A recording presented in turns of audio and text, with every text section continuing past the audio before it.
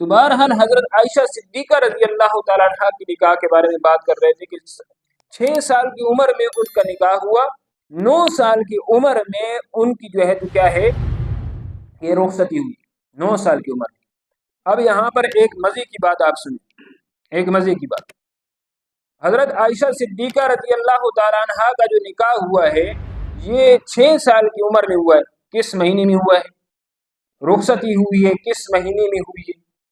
یہ بات جو ہے تو سمجھ لکھی۔ دیکھیں شوال، شوال کب آتا ہے؟ رمضان کے بعد، جب شوال کا چاند نظر آتے تو ہم عید مناتے ہیں، شوال رمضان کے بعد آتے ہیں۔ اس کے بعد ذی القعدہ، پھر ذی الحجہ، ذی الحجہ پر آتی ہے بڑی عید۔ عمومی اعتبار سے ہمارے ہاں جو ہے تو یہ ایک غلط فہمی پائی جاتی ہے کہ بھائی نکاح 2 عیدوں کے درمیان کرنا یہ منحوس ہے، 2 عیدوں کے درمیان نکاح کرنا یہ جو ہے کیا ہے منحوس ہے، نکاح نہیں کرنا چاہیے 2 عیدوں کے درمیان۔ نبی پاک صلی اللہ علیہ وسلم نے حضرت عائشہ صدیقہ رضی اللہ تعالیٰ عنہ سے نکاح کیا شوال میں، رخصتی ہوئی شوال میں، شب زفاف ہوا شوال میں۔ نبی پاک صلی اللہ علیہ وسلم نے حضرت عائشہ صدیقہ رضی اللہ تعالیٰ عنہ سے نکاح کیا شوال میں، رخصتی ہوئی شوال میں، شب زفاف ہوا شوال میں۔ اب مسئلہ کلیئر ہو گیا، اس سے بڑا مبارک نکاح اور اس سے بڑی رخصتی پوری کائنات میں کوئی نہیں۔ حضرت عائشہ صدیقہ رضی اللہ تعالی عنہا نبی پاک صلی اللہ علیہ وسلم کو تمام بیویوں میں سے سب سے زیادہ محبوب تھی۔ کہتے ہیں نا کہ جھگڑے ہوں گے، اس کے بعد جو ہے تو جھگڑے ہوتے ہیں، طلاق ہو جائے گی، اگر جو ہے 2 عیدوں کے درمیان جو ہے نکاح کیا تو طلاق ہو جائے گی، تو جھگڑے ہو جائیں گے۔ پوری تمام جتنی بھی بیویاں ہیں ان تمام بیویوں میں سب سے زیادہ محبوب نبی پاک صلی اللہ علیہ وسلم کو حضرت عائشہ صدیقہ رضی اللہ تعالی عنہا ہیں۔ نبی پاک صلی اللہ علیہ وسلم نے اپنے زندگی کے آخری ایام حضرت عائشہ صدیقہ رضی اللہ تعالی عنہا کے گھر میں گزارے۔ نبی پاک صلی اللہ علیہ وسلم نے اپنا ان کا آخری دن تھا، اس دن جو مسواک ہے حضرت عائشہ صدیقہ رضی اللہ تعالی عنہا نے جو مسواک منہ میں چبایا تھا اسی مسواک کو اپنے منہ میں چبایا ہے۔ کتنی محبت ہے، کتنی زیادہ محبت۔ تو لہذا یہ بات جو ہے تو ہم نے ذہن میں نہیں ہونی چاہیے۔ اسی طرح جو ہے تو یہ بیان حضرت عائشہ رضی اللہ تعالی عنہا کا خود ہے، مسلم شریف کے اندر جو ہے تو روایت ہے، صحیح مسلم کتاب النکاح باب استحباب التزوج والتزویج فی شوال واستحباب الدخول فیہ، اس کے اندر جو ہے تو حضرت عائشہ صدیقہ رضی اللہ تعالی عنہ کا بیان ہے۔ وہ فرماتی ہے ان عروۃ عن عائشہ رضی اللہ تعالی عنہ قالت تزوجنی رسول اللہ صلی اللہ علیہ وسلم فی شوال وبنا بی فی شوال فأی نساء رسول اللہ صلی اللہ علیہ وسلم کان احظ عنده منی۔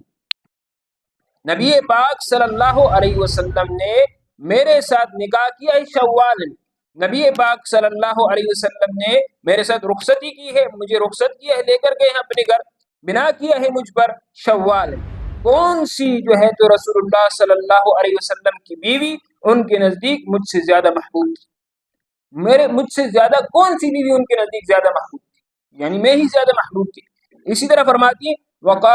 وقال وكانت عائشہ تستحب ان تدخل نساءها فی شوال، اس طرح حضرت عائشہ رضی اللہ تعالیٰ عنہ یہ جو ہے تو پسند کرتی تھی کہ دخول کیا جائے عورتوں کے ساتھ شوال، یعنی رخصتی کی جائے عورتوں کی شوال، اس چیز کو وہ پسند کرتی تھی۔ اور اسی طرح جو ہے تو کیا نام ہے کہ نکاح کیا جائے عورتوں کے ساتھ شوال میں، حضرت عائشہ رضی اللہ تعالیٰ عنہ اس چیز کو جو ہے تو پسند کرتی۔ اب یہ بات جو ہے کہ بھئی یہ شوال میں اس طرح ہوتا ہے، نکاح میں جو ہے تو برکت نہیں ہوتی اور طلاق ہو جائے گا اور جھگڑے ہو جائیں گے، یہ بات کہاں سے چلی؟ یہ مسئلہ کہاں سے چلا ہے؟ یہ مسئلہ ہے زمانہ جاہلیت کا، زمانہ جاہلیت کی یہ رسم تھی۔ دیکھیں رسمیں جو ہوتی ہیں نا، رسمیں، یہ بات ذہن میں رکھیں کہ کچھ چیزیں ایسی ہوتی ہیں جو ختم ہو جاتی ہیں، لیکن کچھ چیزیں ایسی ہوتی ہیں جو وقت تو گزر جاتا ہے لیکن ان کے کچھ نہ کچھ اثرات جو ہیں تو وہ باقی رہتے ہیں۔ ابھی جو فرعون نے جو بنایا نا وہ طواف کے لیے اپنی جگہ، ابھی کچھ دن پہلے جو ہے تو ویڈیو آئی تھی، ابھی تک اس کے لیے جو ہے تو طواف جاری،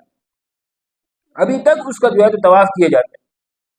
تو خود اس چیز کو آپ لوگ سامنے رکھیں کہ بھئی زمانہ جاہلیت کی رسمیں ختم نہیں ہوتی، اور اس طرح زمانہ جاہلیت کی بہت ساری رسمیں ہیں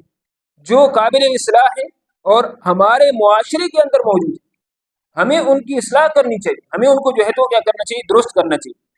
امام نووی رحمۃ اللہ علیہ وہ لکھتے ہیں کہ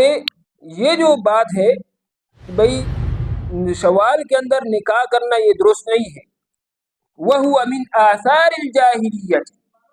یہ جاہلیت کے آثار میں سے،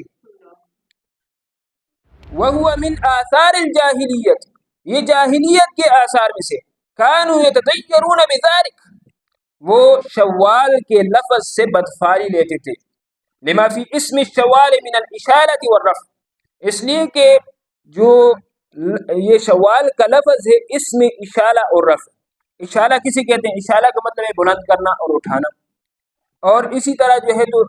رفع کا مطلب تو ہے ہی اٹھانا۔ تو انہوں نے کہا کہ بھئی یہ جو لفظ شوال ہے، شوال کا مہینہ چونکہ دونوں عیدوں کے درمیان میں آتا ہے، تو اس لیے یہ رسم جو ہے تو ادھر ہی سے چل پڑی ہے۔ اب دیکھیں کہ اس کے اندر کیا بات ہے کہ اس کے اندر یہ ہے کہ بھئی اٹھانا، کہتے ہیں کہ نکاح کا مطلب ہے کہ جوڑنا، کسی دو افراد کو آپس میں ملا دینا۔ اب یہ جو اس مہینے میں کر دی گئی نکاح یہ اٹھ جائے گا، یہ اٹھا دیا جائے گا، تو لہٰذا اس مہینے کے اندر جو ہے تو نکاح نہ کیا کرو۔ انہوں نے اپنی جو ہے تو یہ بات اس میں نکالی، حالانکہ شریعت کے اندر یہ بات یاد رکھیں، شریعت کے اندر بدفاری لینا جائز نہیں،